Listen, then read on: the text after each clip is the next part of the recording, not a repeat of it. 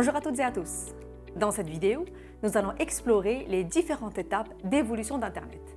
De ses débuts modestes dans les années 60 à son omniprésence aujourd'hui.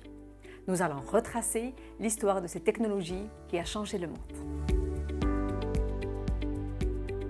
Dans les années 60, il existait aux États-Unis de gros centres de calcul abritant de très gros ordinateurs. Ces ordinateurs étaient reliés entre eux par des câbles qui leur permettaient de transporter l'information numérique. C'est ce qu'on appelle des réseaux informatiques. En anglais, network, souvent abrégé en NET. En période de guerre froide, les États-Unis avaient peur que les centres de calcul soient bombardés ou une ligne qui reliait deux centres soit coupée. Il fallait pouvoir communiquer entre les centres stratégiques et pouvoir bénéficier à distance des résultats des supercalculateurs, même en cas d'attaque nucléaire. Ainsi, ils ont demandé aux chercheurs de proposer un système qui serait tolérant aux bombes ou aux pannes. L'idée a été de multiplier les centres et d'interconnecter les réseaux de chaque centre. Pour protéger l'ensemble, la proposition a été de multiplier le chemin entre centres. Ainsi, si un centre explosait ou qu'une ligne était coupée, les autres centres pourraient encore communiquer entre eux en passant par d'autres chemins. C'est la naissance d'ARPANET. En 1971, envoi du premier courrier électronique par Tomlinson. En 1979, il y avait 23 ordinateurs qui étaient reliés sur ARPANET. En 1983, adoption du mot Internet pour signifier qu'il s'agit d'une interconnexion de réseau. En 1984, il y avait 1000 ordinateurs connectés. En 1987, 10 000 ordinateurs connectés. Et en 1989, on est passé à 100 000 ordinateurs connectés.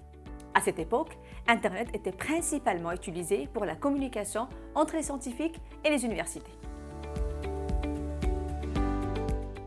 Dans les années 90, Internet a connu une croissance exponentielle avec l'arrivée du World Wide Web, inventé par Tim Berners-Lee en 1991, et la popularisation des navigateurs web comme Mosaic, développé en 1993, et Internet Explorer, arrivé en 1995. Cette année a été aussi marquée par le lancement du moteur de recherche Yahoo, suivi par l'arrivée de Google en 1998. Les moteurs de recherche ont simplifié la navigation sur le web et ont permis aux utilisateurs de trouver facilement l'information dont ils avaient besoin, ce qui a contribué à la popularisation d'Internet. En 1996, il y avait déjà 36 millions d'ordinateurs connectés à Internet. Dans les années 2000, le Web 2.0 est apparu, introduisant des sites de réseaux sociaux tels que Facebook, Twitter et LinkedIn. Ainsi, les utilisateurs sont passés du Web 1.0 où ils pouvaient uniquement consulter du contenu statique, tel que des pages web simples avec des images, au Web 2.0 où ils pouvaient créer et partager du contenu en temps réel, ainsi que de collaborer avec d'autres personnes en ligne.